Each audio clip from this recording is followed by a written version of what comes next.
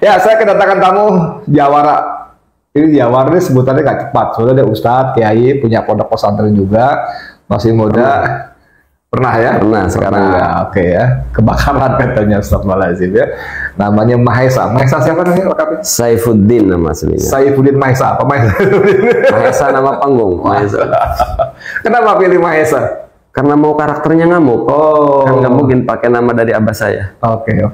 Kasihan nama Saifuddin itu Saif ya, pedang ya. Pedang agama. Tapi cocok juga sebetulnya Saifullah kan Khalid bin Walid. Jadi Mahesa ini kalau teman-teman nonton TikTok ini bahaya. Saya kalau lo kayak dia, wah gue gak berani. Gue 10 aja gak berani. Kenapa? Karena kerjanya maki-maki. Yang dimaki-maki bukan sembarang orang. Kiai, ulama. MUI. Anda masih ingat nggak beberapa waktu kira-kira 2 mingguan yang lalu itu ada anak muda di TikTok marah-marah, Kiai Banten kemana kalian, diam saja, ini manusianya ya. Itu kenapa begitu? Sebenarnya itu video kedua. Video kedua ya? Jadi video pertama sampai saya tangan begini, tolong para kiai atas nama apa demi Syekh Nawawi tolong bersuaralah. Sebulan kemudian ada acara besar para kiai pertemuan yang dibahas peristiwa di Palestina. Masih punya nggak video pertama, video kedua? Ada. Oke, sekarang nih kita setel video pertamanya. Oke. Assalamualaikum warahmatullahi wabarakatuh.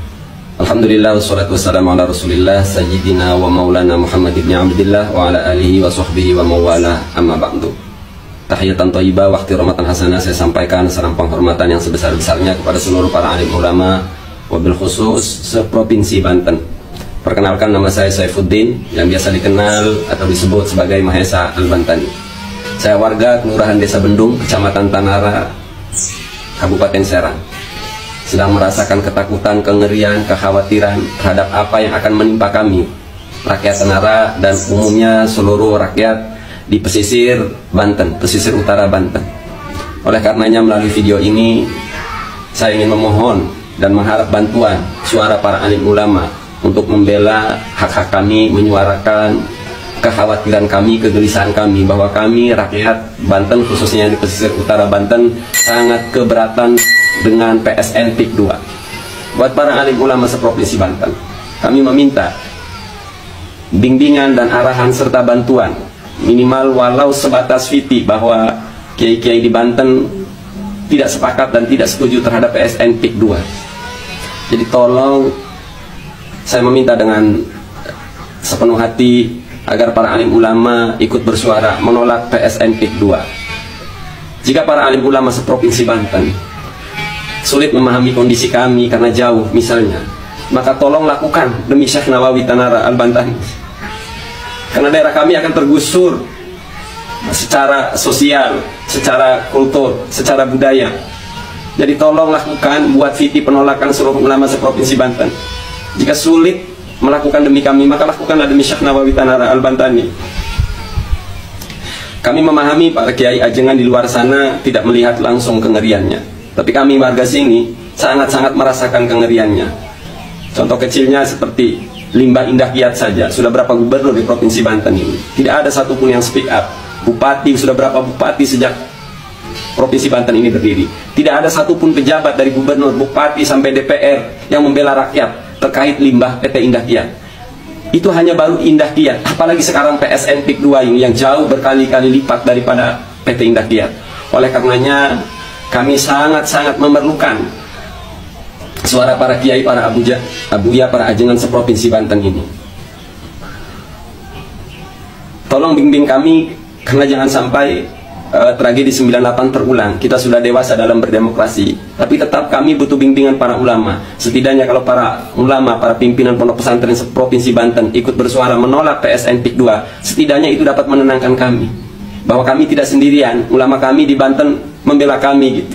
Warga Tanara, Kronjo, dan seluruh utara Banten. Jadi mohon para kiai, tolong suaralah untuk kami. Bersuaralah demi Syekh Nawawi Tanara Al-Bantani.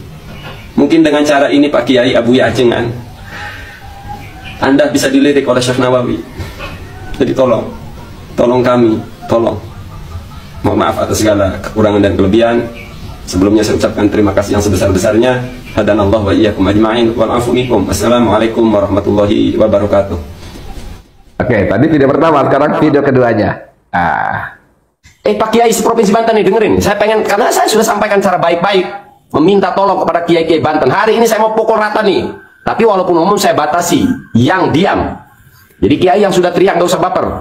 Saya sebut Kiai seprovinsi Banten yang mendiamkan PIK 2. Kok semudah ini mereka menguasai Banten? Hei, sebahaya apa PIK 2? Takut diculik, mati saja jangan jadi Kiai. Takut diborgol, mati saja jangan jadi Kiai. Wah, kok bisa saya datang ke sini? Kayaknya main ciduk. Lah kok bisa? Ini kapan masuknya kepada otak para Kiai di Banten ini? Tiba-tibanya masuk ke sini takut diciduk. Saya masuk ke sini takut diciduk. Buset dah, ini kapan? Hebat kali.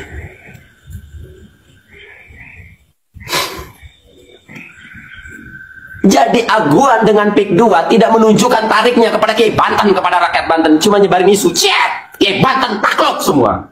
Mana hebatnya Kiai Banten? Kiai Banten, mana hebatnya Kiai Banten itu mana?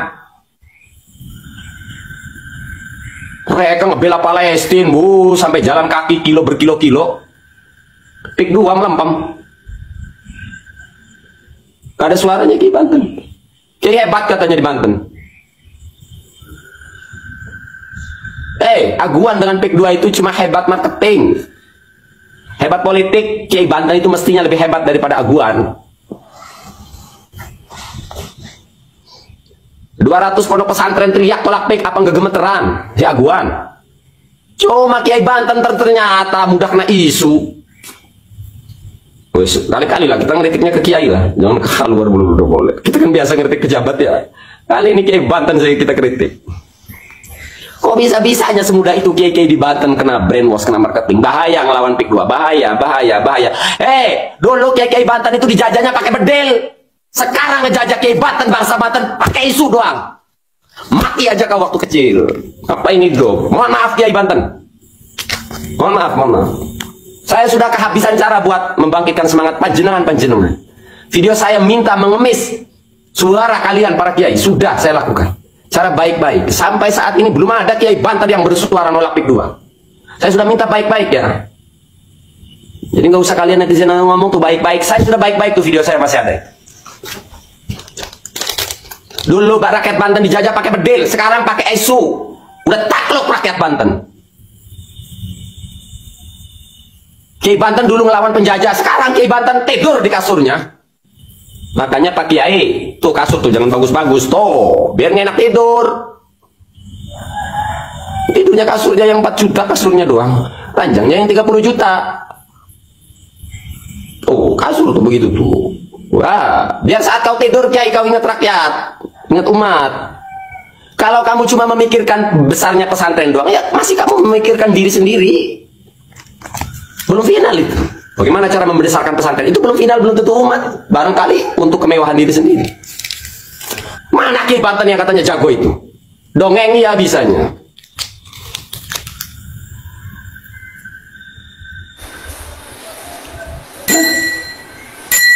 Apa? Kau sibuk pikir Syekh Abdul Karim Tanara, salah seorang ulama yang menginstruksikan 1888 melawan VOC Belanda. Apa Syekh Abdul Karim Tanara beserta murid-muridnya, apa ulama-ulama di Pandeglang Cilegon punya bedil? Nggak punya bedil. Punyanya tasbih dan dikir. Melawan. Wah, hari ini pakai mulut doang, mulut Kiai suruh speak up, nggak ada yang speak up. Kiai Banten. Kiai seprovinsi Banten nggak ada dengan santrinya ngomong menolak PIK 2. Wah, apalagi turun di lapangan setelah disulusuri. Nggak bisa ngelawan 9 naga. Hei, bukannya nggak bisa ngelawan 9 naga tuh. Lo Pak Ustadz, Pak Kiai yang kena brainwash. Oke, gimana ceritain? Nah, jadi kronologisnya saya mengemis kepada para ulama sebanten agar bersuara, tidak ngeganggu aktivitas, tapi menyampaikan pernyataan menolak PIK 2. Itu awalnya tuh. Sebulan kemudian ada acara besar, tapi yang dibahas Palestina doang, tidak membahas Banten. Bawa Palestina itu penting sama saudara, iya. Betul, sepakat. Kita pun sama memperjuangkan Palestina, tapi kan akhirnya menjadi miris. Iya, Nah, iya. Karena kalau bicara yang di depan mata tuh nasib kita, nasib saudara kita langsung. min babil aula lah kalau dalam konteks fikih kan lebih wajib yang di negeri sendiri. Gitu. Nah, dari situlah akhirnya timbul kecewa. Dan bahasa saya pun bukan makian sih tepatnya, karena apa takut, namanya istifham ya, istifham ingkari sebenarnya. Kalau dalam bahasa akademis itu namanya istifham ingkari. Sebenarnya bertanya, tapi sebenarnya kalian tuh kan gak takut, maka bersuaralah. Kalau takut mati deh jangan. Jadi video pertama itu sebenarnya masih memohon ya? Masih memohon. Itu jedanya dengan video kedua sebulan. Sebulan. Setelah dianggap sebulan nggak ada respon, jebret. Nggak ada respon, dan kebetulan ada acara besar waktu itu. Tiba-tiba saya berharap waktu itu husnudzonnya nanti di acara besar ini Banten dibahas. Oke. Ternyata tidak dibahas. Betapa hancurnya itu Bang Edi. Iya. Oke, teman-teman sekalian, ini masih muda, umurnya baru 40-an ya, dibanding saya kan udah aki-aki banget ya. Cuman dia punya nyali itu, saya kira kalau bahasa pewayangannya pilih tanding ini. Pilih tanding ya. Tadi saya dikasih lihat ada video waktu Ombudsman datang 15 Januari. 14 Januari itu dia hadir dan dia ditolak oleh warga, bahkan didorong-dorong. Bukan warga, itu staf desa. Kita malah bersama warga. Staf desa. Kita datang bersama warga. Desa apa? Desa Kohot. Desa Muncung, Ronjong. Jadi gimana ceritanya itu sebetulnya? Kan kita, ada videonya ya? Ada nanti. Oke, ini videonya nih. Kita tonton dulu. Oke. Ada videonya, ajak kerasa delakan. Oke, karena persoalan saya ya, jadi persoalankan bapak-bapak, saya ada dapat undangan ombudsman untuk hadir, sebatas itu saja. Saya ingin mendengarkan perbincangan antara pihak pemerintah dengan pihak perwakilan dari pengembang, sebatas itu saja kok. Boleh kan, ini bersifat publik kan? Oke. Nggak ada ribut-ribut kok, ngapain? Seki aja nih kene panas ya. Iya. Terus ning desa. Ya benar. Ya terserah pihak desa, kalau memang tidak diperkenankan, saya atas nama Kesultanan Banten tidak diperkenankan, ya enggak apa-apa, kita tidak memaksa. Tapi tolong keterangkan bahwa kami tidak diizinkan. Saya atas nama Kesultanan Banten. Ya, tidak mengizinkan. Oke.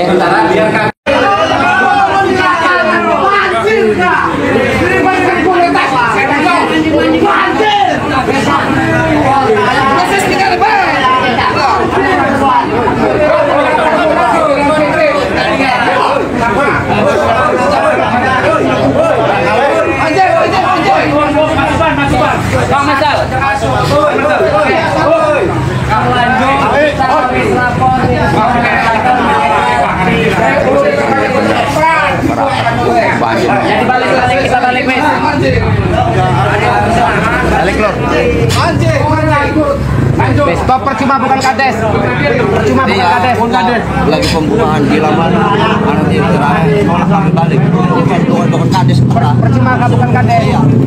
Percuma bukan kades.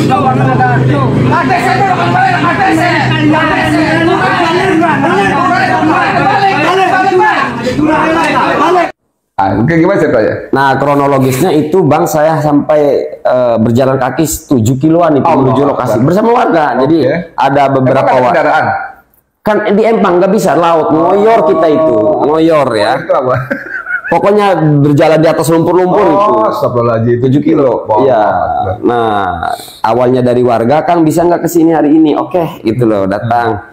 Nah, tujuannya cuma hanya ingin mendengar perbincangan ombudsman dengan pihak pengembang. Oke. Tahu-taunya ombudsman dengan pihak kelurahan saja. Loh, pihak pengembangnya mana? Gitu loh. Maka saya tidak terlalu tertarik kalau harus ribut dengan pihak kelurahan gitu loh. Tidak tertarik saya. Mereka bukan lawan kita ya. Bukan lawan, mereka bukan musuh kita gitu loh.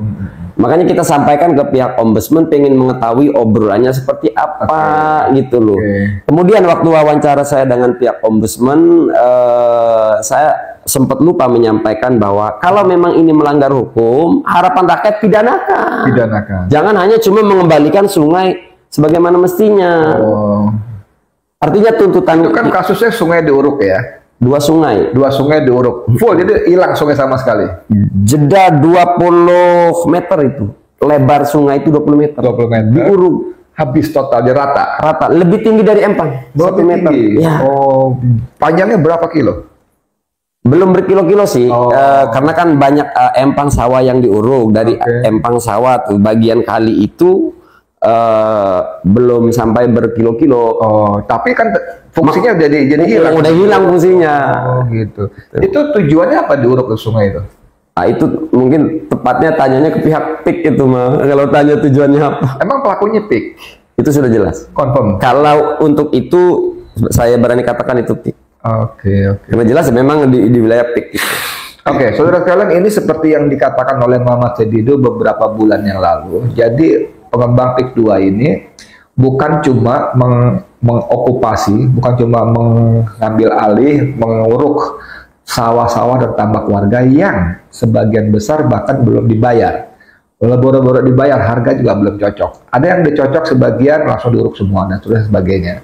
Tapi kata Sedido juga menguruk sejumlah aset negara, sungai, irigasi, jalan-jalan, ada jalan desa, jalan provinsi, kabupaten, jalan provinsi, lalu ada istilah tanah timbul, lalu ada laut, bibir pantai dan sebagainya. Itu kalau dihitung, saya itu memperkirakan luasnya 10.000 hektar.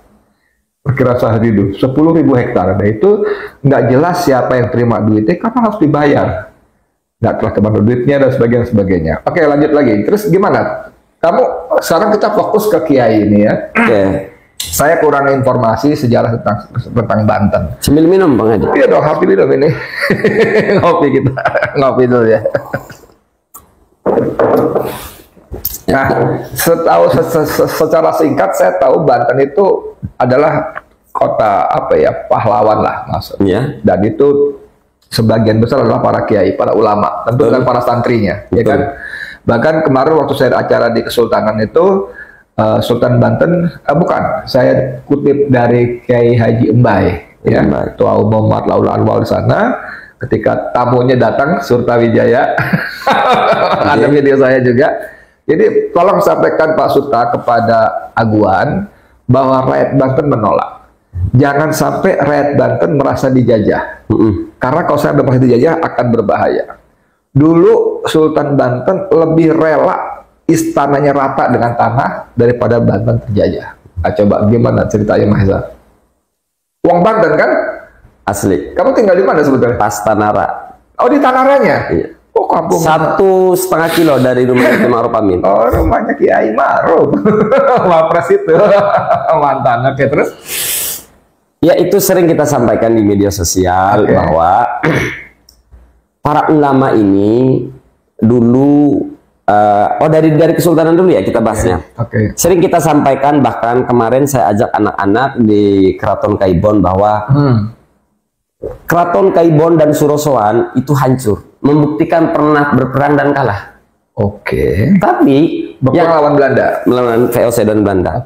Namun sampai kepada kita hikmahnya atau filosofinya yang bisa sampai kepada kita bahwa para pendahulu kita tidak mau tunduk, tidak mau mengikuti kepentingan asing yang merugikan rakyat Banten, memilih berperang walau ujungnya kekalahan. Walaupun ujungnya kekalahan. Maka sering kita sampaikan ini, maka tolonglah para kiai bangkitkan semangat bersuara. Hari ini. Kiai hari ini tolong bersuaralah. Sering juga Bang Edi kita sampaikan tentang sejarah kenapa Banten dijajah ratusan tahun. Itu karena kiai zaman dulu sibuk dengan zikirnya, hanya sibuk dengan ngajar-ngajinya. Jadi dalam konteks bernegara, husnudzon itu enggak tepat. Apalagi ada musuh ya. Iya, kalau husnudzon itu antara pribadi, urusan pribadi dengan pribadi, Bang Edi dengan si Fulan. Kalau konteks negara, dulu para pendahulu kita menggunakan konsep husnudzon. Oh, biarkan dulu, biarkan saja VOC cuma mau usaha di sini, biarkan dulu kita husnudzon. Akhirnya setelah VOC melihat kekayaan alam Banten, wah ini harus agak keras nih, mendatangkanlah militer dari Belanda. Pada akhirnya gara-gara para pendahulu, saya tidak menyebut kesalahan ya, tapi ini sesuatu yang tidak tepat gitu, husnudzon ini. dalam konsep dalam bahasa Al-Quran itu ada surat yang bunyinya A'udzubillahi minasyaitonirrajim, Muhammadur Rasulullah walladzina ma'ahu asidda walal kufar ya. Muhammad itu Rasulullah dan orang-orang beriman bersamanya itu asidda walal kufar, bersikap keras terhadap kekafiran, orang kafir, dan ruhama baik. Kalau sekarang dibalik Bang Edi, Iya, asidda walal oleh oknum Kiai Sono dibalik. harus sama kita ruhama ya, Iya. kasih sayang ya, berhusnuzon ya. Kalau sekarang ke sesama muslim beda ormas tegasnya minta ampun. Oh, iya. Di framing makar lah, di framing Iya. ekstremis lah, Iya. radikal lah. Iya, iya. Kalau sama luar muslim, Iya, iya. sopannya minta ampun, selalu husnudzon. Iya. Mau bukti nggak Bang Edi? Apa tuh? Boleh. Buktinya ada saudara-saudara kita yang bergerak di dalam nahi mungkar, itu kan framingnya nahi mungkar, Oke. framingnya makar, mengancam kedaulatan, Oke. Pancasila, kan framingnya di framing oleh kelompok ini. Sama muslim ini ya. Tapi giliran sekarang ketika ngebela PSN, Kiai ini lupa koida lah, kalau sama muslim aja dicurigai lah, lebih-lebih Iya. yang non muslim, yang perusahaan.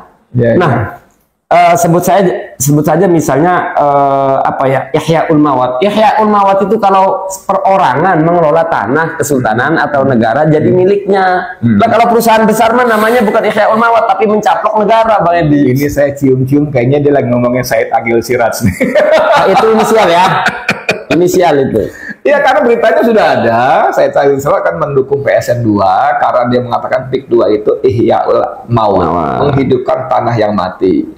Di dalam ajaran Islam memang ada bahwa menghidupkan, mengelola, memelihara segala macam tanah mati itu menjadi pemiliknya.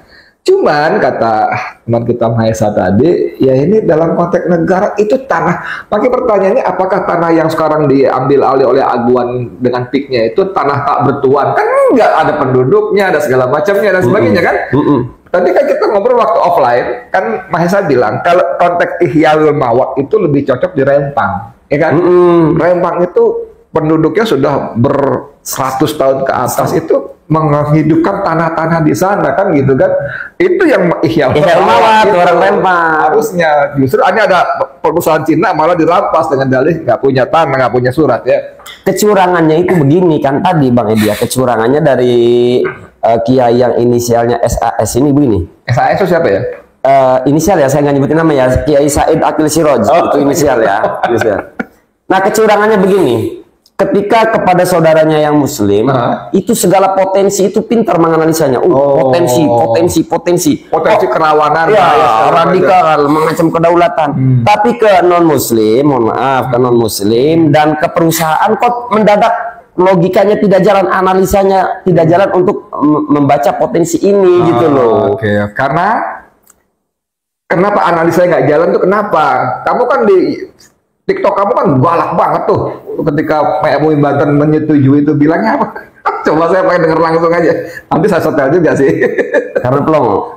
Artinya kebingungan, pelongonya. Ya. Tapi kan sama kata Bung Rocky dulu. Kalau saya katakan pelongo, kebingungan, gagal menganalisa. Tapi kan ada kalimat datang dikasih apa gitu. Yang kedua nih Bang Edi, kecurangannya kan begini nih. Ketika aktivis tokoh-tokoh nasional kayak Bang Edi menolak PSN dan PIK 2 dengan segala argumen undang-undang kita, kok pembelaannya pakai fikih? Apa Kiai Said ini tidak konsisten? Belum sepakat dengan Pancasila kan gitu logikanya. Ngeri. Kecurangan kan? Ngeri. Nggak fair ya? Nggak fair. Ketika berhadapan dengan teman sama muslim, makanya Pancasila. Nggak boleh dikritik pakai syariat Islam. Ini negara Pancasila. Giliran membela penguasa atau pengusaha, fikih sebagai pendekatan. Oke, jadi saya tuh sebetulnya Bang Mahesa tuh nggak terlalu kenal, cuman kemudian kita saling komunikasi WA, saling kirim TikTok segala macam. Saya pikir ini anak muda nih, ngaco juga nih teh, perlu juga kita ngobrol-ngobrol. Nah, dalam konteks tadi, Aguan itu kan kemarin saya ambil video seorang laki-laki yang bilang dalam konteks SAS tadi ya, Agil Siraj tadi, bahwa Aguan ini sudah membeli tokoh, pejabat, bahkan ulama, kemudian juga memecah belah. Itu dirasakan nggak Bang Mahesa? Ke ulama ya? Saya sih belum punya data keterlibatannya Aguan, tapi yang jelas banyak pihak-pihak yang mempengaruhi tokoh ulama yang terang-terangan benderangan kan MUI Provinsi Banten gitu loh. Adapun ini nyata perbuatan Aguan atau tidak saya belum berani katakan. Yang jelas para tokoh-tokoh ini membela Aguan. Nah, sekarang kalau yang mempengaruhi itu siapa? Apa kepentingan mereka mendekati para ulama untuk membela Aguan tuh kan kebaca, Bos. Kebaca, artinya kalau berbicara kebaca, Kamu kan tadi bilang sama musuh jangan husnuzon. Ini pasti suruhannya Aguan gitu loh. Iya dong. Gitu gimana tuh? Lah kalau khawatirnya saya dimintai bukti bahwa keterlibatannya ini gimana, kan saya nggak punya bukti gitu loh. Oh, gitu. Ini kan berbicara di publik gitu. Ya tapi kalau publik menganggap ini kerjanya Aguan, ya jangan salahkan publik kan begitu loh. Iya. Tapi yang jelas beberapa oknum kiai di Banten sudah tergadaikan. Tidak mempelajari sejarahnya, tidak belajar dari pendahulunya. Terakhir Bang Edi, sekarang modusnya oknum kiai ini mencekoki masyarakat agar tidak bergerak itu yang penting perbaiki diri, perbaiki hati yang penting. Nah, padahal dulu yang menyarankan untuk melawan Belanda itu ahli dzikir, ahli thariqat itu. Salah satu ulamanya adalah Syekh Abdul Karim orang Tanara, Syekh Abdul Karim Tanara, pamannya Syekh Nawawi. Jadi ahli dzikir zaman dulu itu peduli terhadap bangsa. Ya, saya bergaul dengan banyak kalangan, termasuk orang-orang yang mohon maaf dengan segala hormat itu amalnya bagus-bagus lah ya. Kalau malam Jumat bikin yasinan, sholawatan, tahrif segala macam gitu lah ya. Ketika saya bicara soal amar ma'ruf nahi munkar udah yang penting kita perbaiki diri, apalagi kutip lagi tuh surat Az-Zariyat ya. Surat apa tuh yang ya ayyuhalladzina amanu qu anfusakum wa ahlikum naro. Kan gitu kan? Wahai orang beriman, jagalah dirimu, keluargamu dari api neraka. Jadi kita mesti bina keluarga gitu. Jadi begitu kita bilang ini apa-apa, udah rapikan dulu di dalam gitu. Mau tahu nggak cara ngebantah oknum ustadz seperti ini? Gimana? Pak Ustadz, bagaimana kalau istri Anda dituel-tuel di depan saya? Bagaimana kalau rumah Anda dirampok di depan saya? Boleh nggak saya pakai itu? Ya udah, yang penting rumah saya nggak. Sip. Karena konteksnya ku anfusikum wa ahlikum naro dalam konteks memang intisarul awamir. Dalam konteks ayat yang lain berbicaranya nahi munkar. Menjalankan perintah Allah, fokus bersungguh-sungguhlah, sampaikan, didik anak, ajak keluarga, badan diri sendiri dulu, baru wa ahlikum. Nah kalau konteks nahi mungkar mah Bang Edi, bahkan orang yang nggak sholat dibebani kewajiban ngajak temennya yang nggak sholat. Jadi ini dua hal yang berbeda tapi dibentur-benturkan oleh. Nah teman-teman sekalian, saya lupa saya pernah dengar ngaji lewat, sorry banget ya, orang banyak ngeledekin, lu ngaji lewat YouTube, tapi saya pernah dengar lewat YouTube.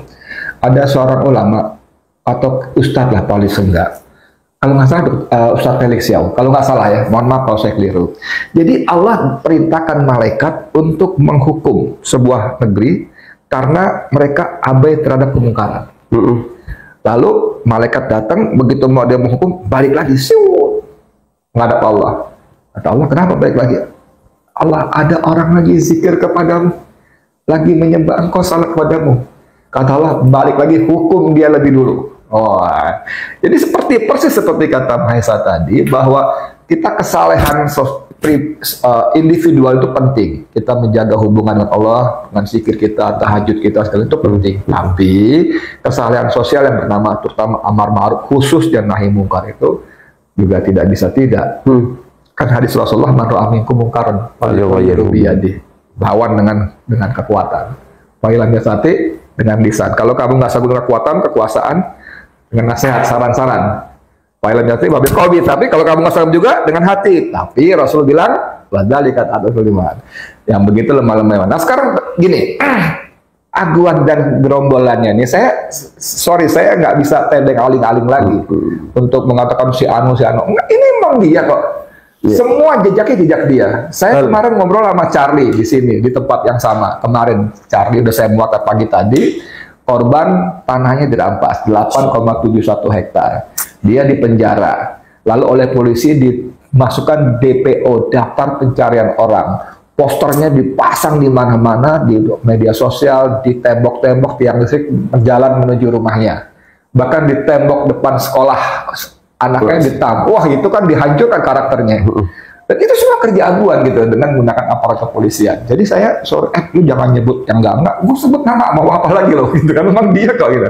Nah, dia ini melakukan cara-cara termasuk tadi memecah belah tadi. Ada kiai yang dibelah, ada yang kiai dengan kiai host, ini kiai cash kan gitu kan. Nah, ini juga terjadi di kalangan aktivis pejuang-pejuang. Nah, ini sebagai aktivis pejuang merasakan bagaimana? Kalau berkaitan pengaruhan terhadap kiai-kiai, saya kira peta di Indonesia itu mudah dibacanya. Pasti aksesnya melalui itu kelompok nganu-nganu itu. Itu kan pentingnya organisasi di situ untuk mengontrol sosial itu loh. Selalu dan selalu, maka berani saya katakan kemarin, selama 10 tahun Pak Kiai Said Akil Siraj itu kan kelompoknya selalu mengklaim ormasnya adalah penjaga NKRI harga mati. Saya katakan ormas mereka itu penjaga kekuasaannya Jokowi. Sering bahkan ketika saya ngobrol dengan intelijen, saya ngomong begini, Bang, perekat NKRI adalah Islam, bukan ormas tertentu. Ormas tertentu itu hanya mengklaim. Faktanya ormas tertentu penjaga kekuasaannya Pak Jokowi, bukan NKRI. Nah, buktinya hari ini ngebelain PSN pakai dalil fikih. Iya. Oke, sebagai penutup, Maesa ada saran nggak buat khususnya satu Red Banten secara umum? Kedua, saya ingin ulang lagi, karena ini penting, peran ulama kiai di kalangan umat kan dengan segala macam plus minus kan masih didengar, dipatuhi. Misalnya seorang Ma'mun Muzaki, senior saya di Pelajar Islam Indonesia, itu hormat betul pada Kiai Mbai. Dan banyak kiai-kiai lain yang datang ke rumahnya rapat setelah mereka diterima oleh Kiai Ma'ruf Amin, kan rapat di rumah beliau. Katakan kita habis rapat sama orang tua kita, kiai kita gitu kan. Jadi tetap bagaimanapun kiai itu ada tempat di hati umat. Nah, betul. Gimana menurut Maesa? Pertama untuk rakyat Banten dulu. Oleh karenanya buat rakyat Banten sadari satu hal, yang bisa menghentikan kezaliman ini adalah kekuatan rakyat. Itu yang pertama. Nah, jadi jangan mau ditakut-takuti bahwa kalau yang speak up bersuara. Adanya style saya yang barbar itu sebagai simbolis pesan kepada rakyat Banten, nih Maesa baik-baik aja gitu. Jadi jangan mau ditakut-takuti. Gas kencalnya, sebutin nama, pelongo-pelongoin oknum. Ini adalah pesan ke rakyat Banten. Rakyat Banten levelnya Maesa, orang kampung aja nggak takut, nggak bahaya. Ayo bersatu. Nggak punya saudara jenderal, nggak punya saudara pejabat, nggak punya. Cuma ustadz kampung lah istilahnya ya. Santri kampung. Ustadz lah punya pondok sendiri kok, kiai malah sebetulnya. Tapi itu dulu tahun 2014. Sekarang kan saya nggak aktivitasnya ngajar. Jadi terus